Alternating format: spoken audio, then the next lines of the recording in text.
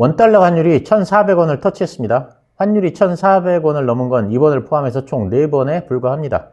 과거 IMF 외환위기 때, 그리고 2008년 리만 사태에 의한 글로벌 금융위기 때, 그리고 2020년에 그 코로나19가 발생했을 당시에 모든 유동성이 달러로 쏠리는 극단적인 현상이 나타난 후에 이렇게 3번이 발생했었고 이번이 4번째입니다.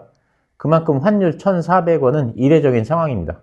원달러 환율뿐 아니라 N달러 환율도 1990년 6월 이래로 34년 만에 처음으로 154엔대로 하락해서 심리적 마지노선인 155엔에 근접하고 있습니다. 최근 미국의 그 기준금리 인하 시점이 예상보다 늦춰질 것이라는 전망뿐 아니라 심지어는 기준금리를 올려야 할지도 모른다는 전망이 나오면서 미국의 국채금리가 상승하고 있습니다.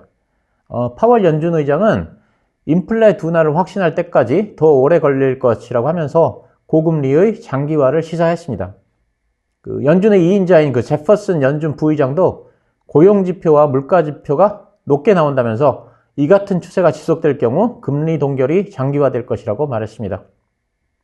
연준의 그 비공식 대변인이라는 그 월스트리트저널의 그 닉 티머러스 기자도 SNS에다가 선제적 금리 인하는 없을 것이라고 말했습니다.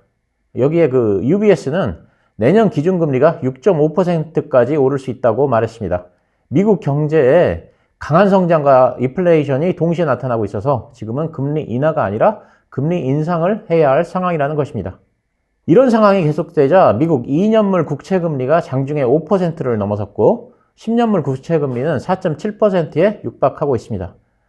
이에 더해서 이란과 이스라엘의 그 충돌 등 중동 정세의 그 불안 때문에 안전자산 선호 심리도 더해지면서 달러 강세가 유지되고 있고 금 선물 가격도 3거래일 연속 상승해서 최고가를 경신했습니다.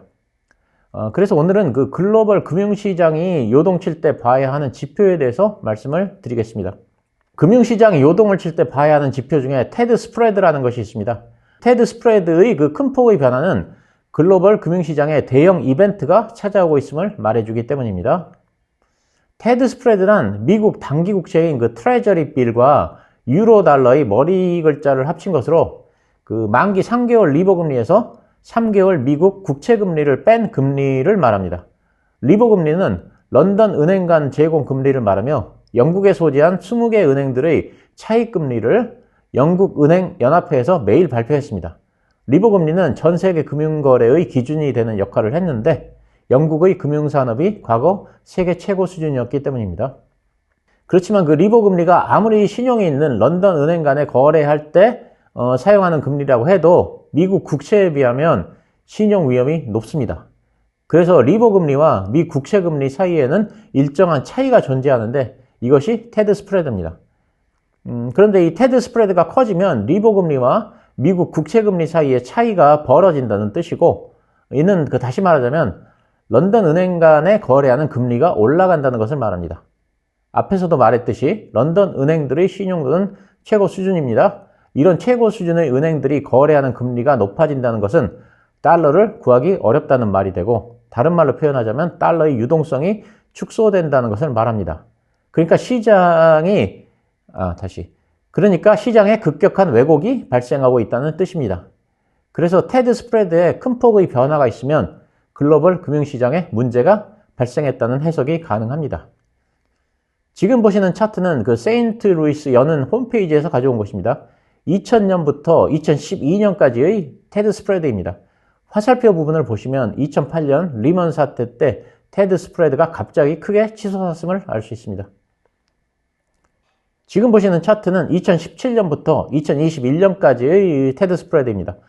화살표 부분을 보시면 코로나19 위기가 발생돼서 모든 유동성이 다 달러로 빨려 들어가면서 위기가 발생했을 때 테드 스프레드가 역시 크게 치솟았음을 알 수 있습니다. 지금 보시는 차트는 앞의 두 개를 합한 것입니다.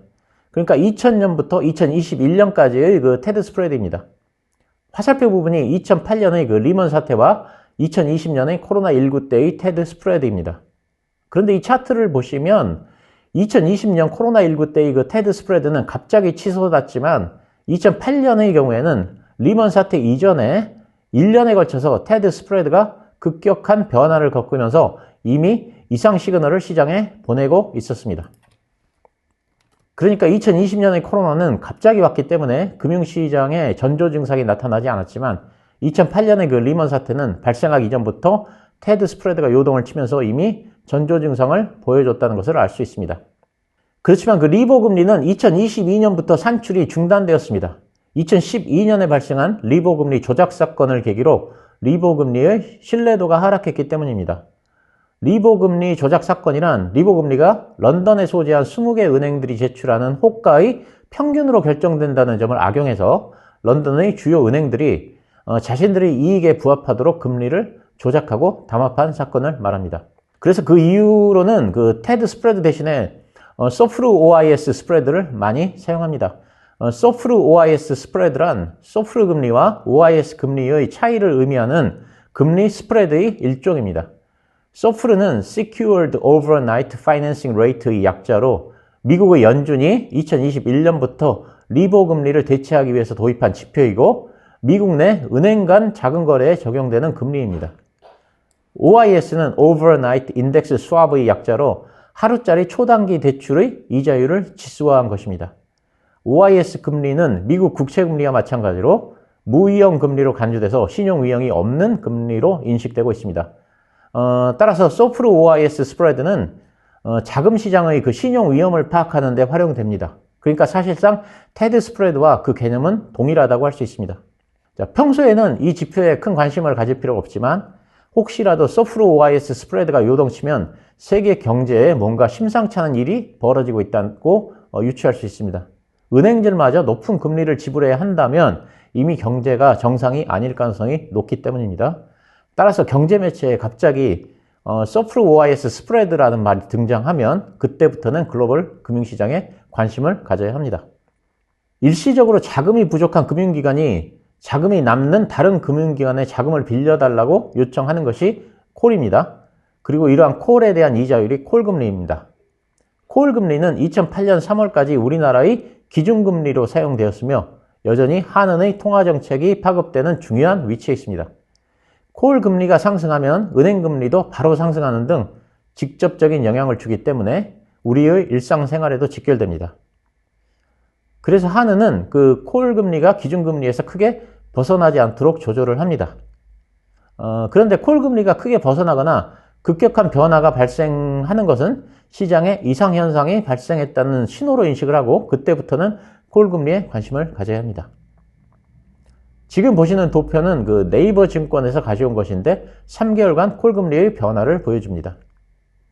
지금 차트는 2008년 9월 15일 리만 브라더스가 그 부도나기 전 6개월간의 콜금리 추이를 보여주고 있습니다. 그 당시 5월부터는 콜금리가 급격하게 변화를 보이는 것을 알 수 있습니다. 오늘은 그 글로벌 금융시장이 요동칠 때 참고가 될 만한 지표에 대해서 간단하게 정리를 해봤습니다. 참조만 하시기 바랍니다. 감사합니다.